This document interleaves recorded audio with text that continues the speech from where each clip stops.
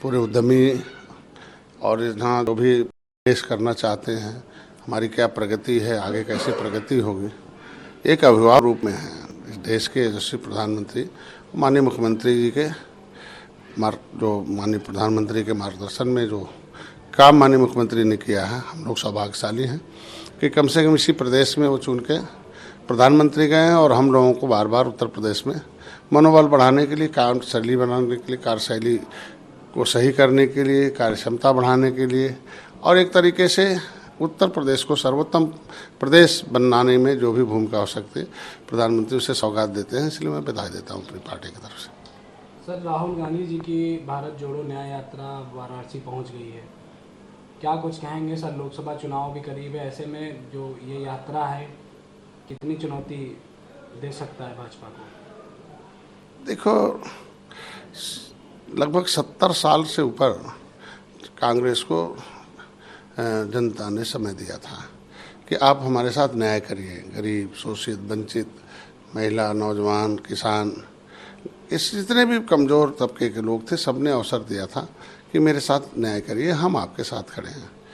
पूरे लगभग 70 साल तक लगभग जनता इनको हाथ में सत्ता दी।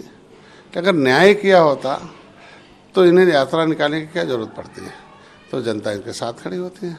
अब जनता इनके खिलाफ एक यात्रा निकाल रही कि इन्हें हटाओ और मोदी जी को लाओ, और इनकी यात्रा से कोई नहीं। जिन जिन राज्यों में इनकी यात्रा गई, आप देख सकते हो, अपने आप खत्म हो गए। तो वो भी जहाँ है, जो बचा खुचा वो भी खत्म हो जाए। सर, इंडिया के वहीं समाजवादी पार्टी के राष्ट्रीय अध्यक्ष इस राहुल गांधी जी के न्याय यात्रा में शामिल होंगे रायबरेली अमेठी में, तो इसको किस तरह से देखते हैं सर? सही माने में अगर इंडिया गठबंधन के अंग थे तो इन्हें उत्तर प्रदेश समाजवादी पार्टी की सत्ता रही है 5 बार, तो जाकर उन्हें स्वागत करना चाहिए। तो दूरी ही बता रही है कि अंदर अंदर क्या चल रहा है। आज के दिन में हम पहले बताए, इंडिया जो है यूपीए के उस पुराने जितने भी कृत्य थे, जो उनके षड्यंत्रकारी रवैये थे, उसको तो अपने दबाने के लिए इंडिया का नाम दिया गया। और जितने नेता थे दल, वो कांग्रेस के गलत नीतियों के विरोध में ही खड़ा हुए हैं, बड़ा हुए हैं। और दल तो दिखते थे, दिल उनके नहीं दिखते थे। और मैंने बताया सब दुल्हा बनना चाहते थे। और आज अंतिम में हुई बटुरे जोगी मठ उजाड़ हुए, अलग अलग हैं और आगे भी रहेंगे। इनके एक होने, उत्तर प्रदेश में सपा बसपा एक मजबूत दल थे, लेकिन 2019 में एक होकर लड़कर देख लिए हैं। और सपा और कांग्रेस भी 2017 में एक होकर लड़के देख चुके हैं। तो उससे कुछ नहीं है। जब से निषाद मोदी के साथ खड़े हैं, डॉक्टर संजय अपनी सेना के साथ मोदी के साथ खड़े हैं, और इसीलिए पूरा देखो देश जीत रहे हैं। सर, इंडिया गठबंधन उधर सपा नेता स्वामी प्रसाद मौर्य ने अपने पद से इस्तीफा दे दिया। इधर पल्लवी पटेल ने जो है कांग्रेस राहुल गांधी जी के न्याय यात्रा में शामिल हो रही है, इसको किस तरह से देखते हैं सर? उधर नाम पीडीए का है, लेकिन काम इधर एनडीए में है पीडीए का। हम भी पीडीए थे, राजभर भाई पीडीए थे, लेकिन संभाल नहीं पाए किसी को भी। और बाकी जो बचे लोग हैं वो भी फिसल रहे हैं। इसीलिए समझना वो वहाँ जाकर पीडीए लोग फिसलते हैं और एनडीए में आके संभलते हैं।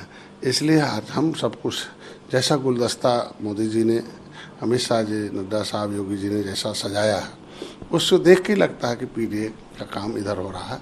चाहे वो निषादों के लिए नीति बनानी हो, आरक्षण की नीति बनानी हो, चाहे उनके लिए बजट की नीति बनानी हो, योजनाओं की नीति बनानी हो, मछुआ कल्याण कोष हो, और पिछड़ा वर्ग आयोग बनाकर उनके बच्चों को शिक्षा में अवसर प्रदान। तो ये सारा कुछ है। आज देखो, राज्यसभा में भी हो, विधान परिषद में। तो पीडीए की सुरक्षा, पीडीए के साथ, जैसे त्रिस्तरीय चुनाव में आपने देखा होगा कि कोर्ट ने कह दिया कि बिना आरक्षण के इलेक्शन कराओ। इसका मतलब पिछली सरकारों ने पीडीए के लिए, क्योंकि संवैधानिक तरीका नहीं अपनाया था, हमारी सरकार सुप्रीम कोर्ट तक गई, आयोग बनाई और पिछड़ों को आरक्षण के साथ खड़ी होकर त्रिस्तरीय चुनाव में अवसर प्रदान। तो जब नारा तो दिया जाता है, लेकिन जब राजनीतिक भागीदारी हो या कहीं और भागीदारी हो पिछड़ों को, तो वहाँ यहाँ नदारत कर देते हैं। बस तेजपाता की तरह है, जब सब्जी बनाना हो तो तेजपात डाल दो, खाने समय आए तो उन्हें चूस कर फेंक दो। ये वहाँ काम है। यहाँ एनडीए में सारे पीडीए लोगों का स्वागत हो रहा है और सभी लोग सम्मान प्राप्त करें। सर, सुप्रीम कोर्ट ने चुनावी बॉन्ड समिति को राय कि इससे भाजपा की काली कमाई पर रोक लगेगी। तो नहीं, उनका भी तो ऐसा पैसा नहीं है। अगर खराब था बॉन्ड तो कांग्रेस ने क्यों लिया? ऐसा नहीं है कि सारे लोगों ने उस पैसे सबके खाते में है। आपको तो पेपर देखा कल, कोई कांग्रेस भी थी, सीपीएम भी थी, सभी भारतीय जनता पार्टी भी थी। अब लोकतंत्र में विधायिका, कार्यपालिका, न्यायपालिका, मीडिया, तो जो भी न्यायपालिका का आदेश है उसका हम सम्मान करते हैं और निश्चित रूप से उस पहलुओं पर हमारी सरकार चर्चा कर रही है। सर एक आखिरी क्वेश्चन सर, ईडी लगातार दिल्ली के मुख्यमंत्री अरविंद केजरीवाल को समन भेज रही थी, लेकिन अरविंद केजरीवाल ईडी के पास नहीं जा रहे थे। इसके बाद कोर्ट तक ईडी गई, कोर्ट का दरवाज़ा खटखटाई। आज अरविंद केजरीवाल वीडियो कॉन्फ्रेंसिंग के माध्यम से कोर्ट से जुड़े। उन्होंने कहा कि 16 मार्च को वो कोर्ट में पेश होंगे। तो किस तरह से देखते हैं? इसका मतलब कुछ न कुछ एविडेंस है, तभी तो न्यायालय उस पर संज्ञान लिया और किसी को, जो कोई आदमी सच्चा है तो उसको कहीं भी खड़ा हो जाए उसमें आँच नहीं आती है। तो भागने का मतलब ही है कुछ ना कुछ उसमें दाल में काला है।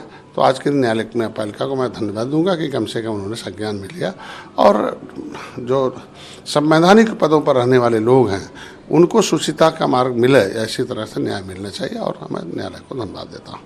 क्या लगता है सर, संजय सिंह और मनीष सिसोदिया भी जेल में हैं, इनके ऊपर भी कोई कार्रवाई? हम जो भी भारत का लोकतंत्र, देखिए जनता जज होती है, जनता जो है एक तरीके से जनता जनार्दन होती है, ईश्वर का दूत होती है। तो इसीलिए जनता ने जो सरकार चुनी है और सरकार में सिस्टम है, उस सिस्टम के माध्यम से अगर उसके खिलाफ कोई जाता है तो इसके मतलब उस लोकतंत्र के खिलाफ है, तो निश्चित रूप से उसको सजा का भागी है।